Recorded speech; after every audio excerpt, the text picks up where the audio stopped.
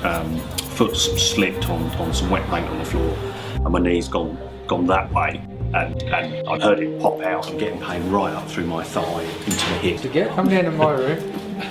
Well, it's pretty bad, isn't it? Yeah. You've been like that, Laura, haven't you? Yeah. If I make you just put your knee in straight like that, does that start to ache a bit? Yeah. All right. You've done a good job on that. We'll get a picture of it. All right, come in, mate. Thanks, Ian. Oh, no worries. How are you anyway? Bit better than you. What you can see here is that there's a wider gap between those two bones on your left leg than there is on your right leg. Okay. So that tells us something. And there's a little bit of wedging in this disc here. You can tell there's actual torsion in this actual bone So here. it's twisted. Yeah, and it's also kind of shifting across a little bit as well. So these cartilages that reside in here and here, they just can't move properly. Yeah. And so what we need to do is basically return the correct biomechanics to the knee joint. In the injury, you've most likely really upset this medial meniscus, and you may have even split it a little bit. But what we find is that if we can get the joint in the right position early, and we can return the biomechanics, even if there is a little tear in there, they can heal up. Yeah, I great. just want to see how much we can extend that leg. That's pretty much it, isn't it? If we can untrap that meniscus, we should be able to extend that leg a lot better. In fact, it'll take a little bit of time. It might take us, say, 10 or 20 minutes and a couple of corrections, but we should get you so that you can put a lot more weight on that even today. Great, thanks, Ian. Come up here, mate. Just stand up there, mate.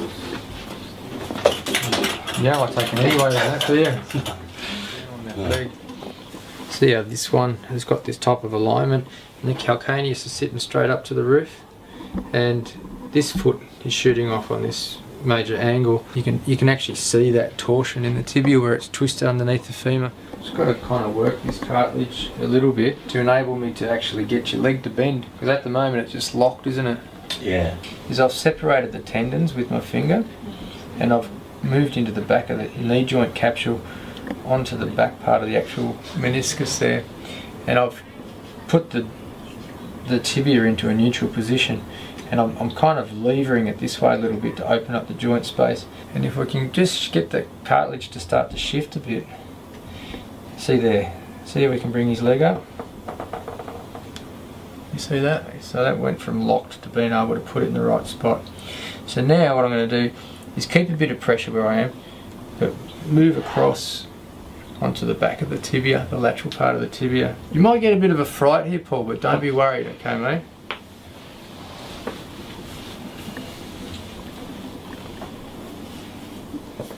Put a bit of weight on him there, Rob. That's it. Just let your tummy muscles relax there, Paul. There you go. Good. It'd be good to show people real time what this looks like. Just slowly lower that, Paul. You'll be able to. You'll be able to see that straight away.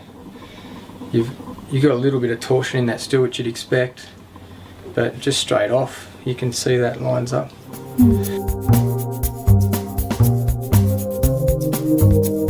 Just slowly take the weight on your feet. Now, if I'm right, that should feel a lot better. Yeah. A lot better already.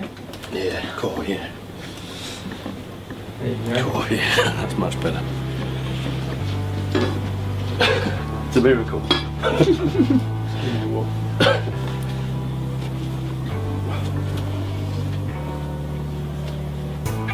Getting better by the minute, isn't it? Yeah, it's still been less than a minute since that adjustment. He can get his whole foot flat and he can get his weight over it. Yeah, no, that's much better. Couldn't do that at all, could you?